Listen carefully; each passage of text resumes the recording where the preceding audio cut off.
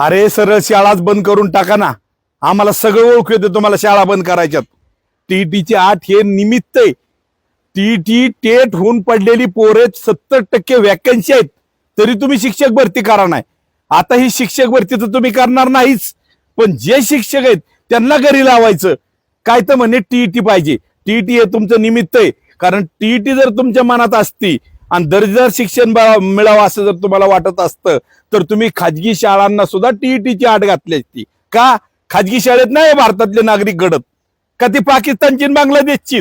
काय तर म्हणे भारतीय विद्यार्थ्यांना आपल्या दर्जेदार शिक्षण मिळावं म्हणून टीईटी पाहिजे, आणि खाजगी शाळेला कुठला 10वी नापास शिक्षक आला तरी चालतोय, कारण खाजगीकरण झालं पाहिजे. फी भरून मिली पाहिजे. लोक गोरगरिबाची मुलं शिकलीच नाही पाहिजे, कारण शाळा सरकारी शाळा ह्या फुकट असतात आणि तुम्हाला त्या बंद पाडायच्यात. आणि न ओळखू इतके जनता आणि शिक्षक मूर्ख नाही तो.